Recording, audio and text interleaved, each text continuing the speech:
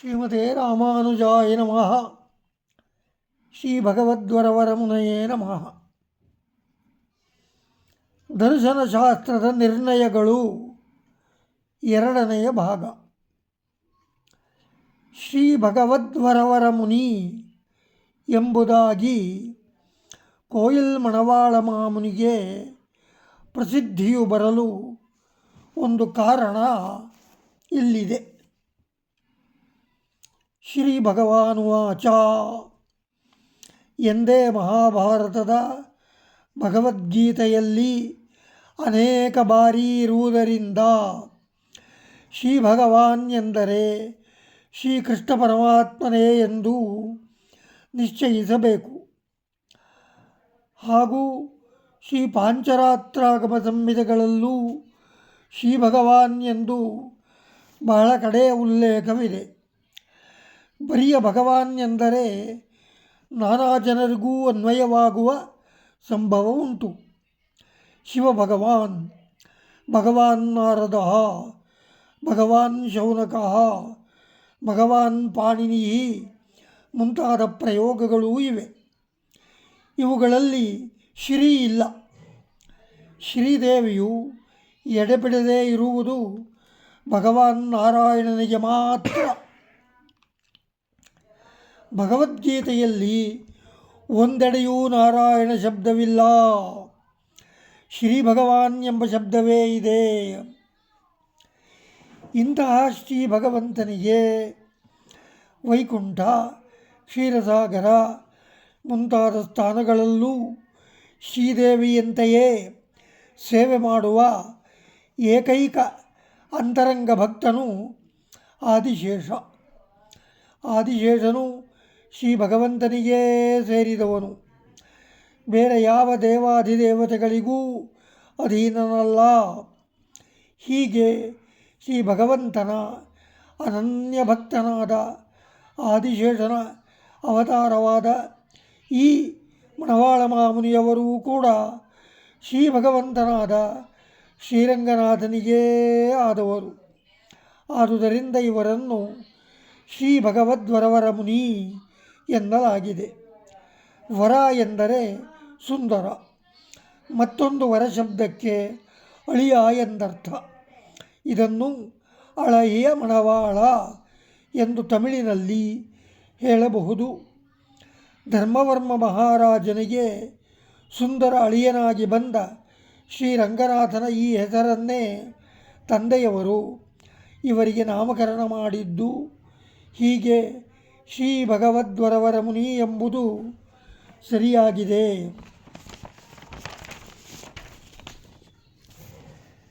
ಶ್ರೀ ಭಗವಾನ್ ಎನಿಸಿದ ಶ್ರೀಕೃಷ್ಣನಿಗೆ ರಾಮಾನುಜ ಎಂಬ ಹೆಸರುಂಟು. ಇವನು ಬಲರಾಮನ ತಮ್ಮನಲ್ಲವೇ?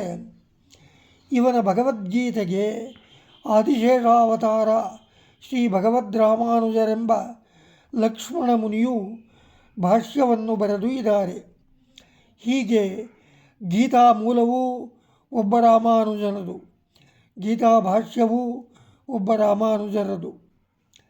ಈ ಭಾಷ್ಯಕಾರ ರಾಮಾನುಜರ ಅಪರಾವತಾರವೆನಿಸಿದ ಭಗವದ್ವರವರ ಮುನಿಯವರೂ ಕೂಡ ಗೀತಾ ಭಾಷ್ಯದ ಪಂಕ್ತಿಗಳನ್ನು ಸಂಶೋಧಿಸಿ ತಮ್ಮ ತಿರುವಾಯಿಮೊಳಿ ಈಡು ಪ್ರಮಾಣ ಸಂಗ್ರಹದಲ್ಲಿ ಶ್ರೀ ಭಗವದ್ರಾಮಾನುಜ ದರ್ಶನದ ನಿರ್ಣಯಗಳನ್ನು ಎತ್ತಿ ಹಿಡಿದು ರಕ್ಷಿಸಿದ್ದಾರೆ.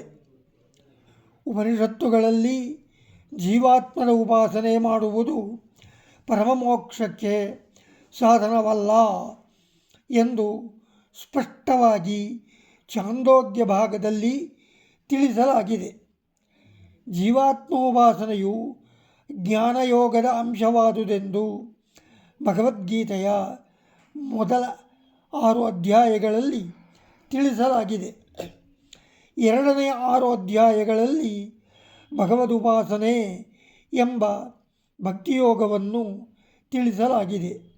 ಈಗ 7ನೆಯ ಅಧ್ಯಾಯದ ಕೊನೆಯಲ್ಲಿರುವ ಜರಾಮರಣ ಮೋಕ್ಷಾಯ ಎಂಬ ವಾಕ್ಯಕ್ಕೆ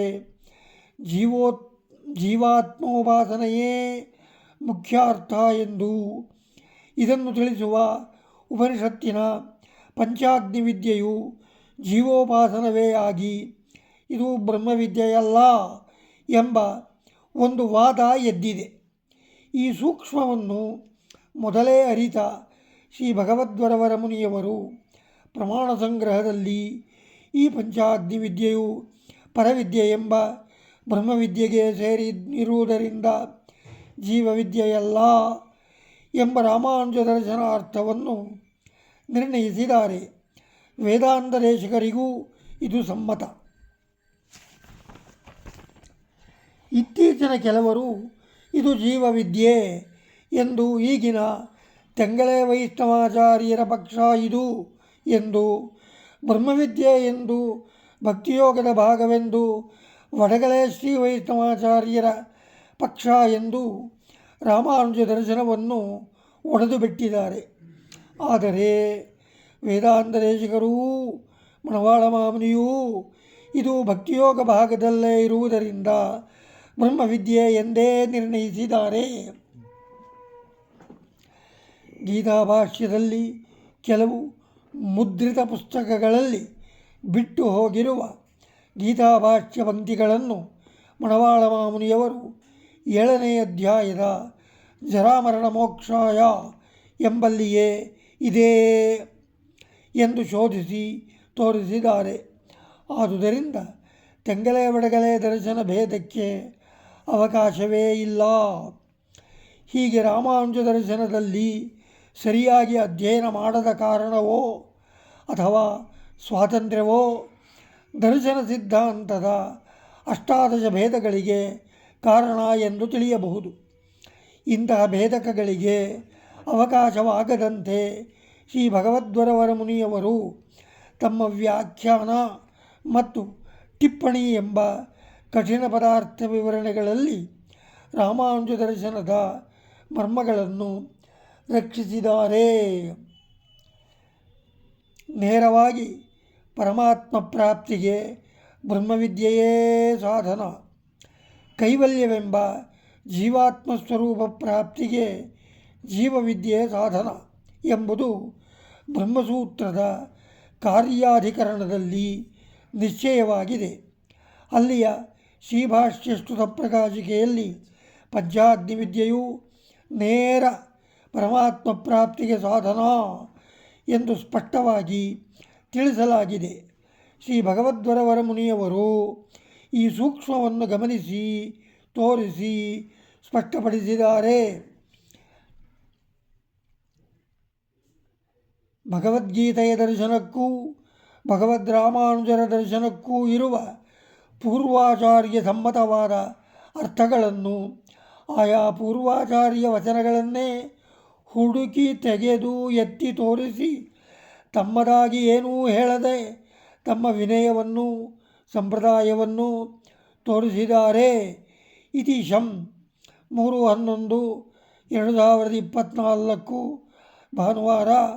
ಶ್ರೀಮದೇ ರಾಮಾನುಜಾಯ ನಮಃ. ಶ್ರೀ ಭಗವದ್ವರವರ ಮುನಯೇ ನಮಃ.